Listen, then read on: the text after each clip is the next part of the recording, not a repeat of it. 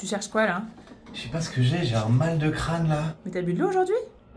Ouais. Il n'avait pas bu d'eau. La dernière goutte à avoir touché la langue râpeuse de ce chameau à moustache, c'était la gorgée pour se rincer le gosier après le brossage de Chico du matin. Depuis, son corps s'était desséché comme un touriste hollandais allongé sur la plage. Boire de l'eau ne faisait pas partie de ses réflexes vitaux, contrairement à tapoter ses poches après une annonce "attention au pickpocket" dans le métro, éteindre la radio pour faire un créneau, ou encore effectuer un check PQ après chaque passage sur le clapet à gouache. J'ai bu 3 cafés au moins.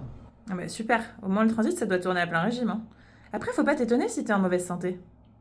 Je suis pas en mauvaise santé. Il était en mauvaise santé. En fin de journée, son haleine pouvait déterrer tout en Camon. On aurait dit que sa langue était décédée il y a 6 mois. Sa peau était tannée comme celle d'un prof de ski en fin de carrière. Il avait 2 morilles à la place des reins et sa gorge était gonflée comme le boule d'un babouin. Et surtout, il pissait du miel de sapin qui n'aurait pas passé le contrôle antidopage du Tour de France 98.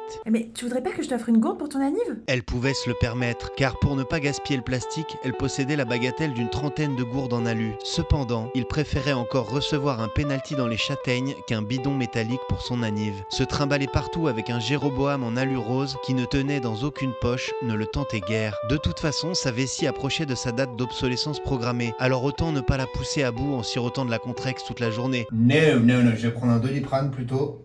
Tu veux pas un petit verre d'eau avec? Ah non, je les croque moi.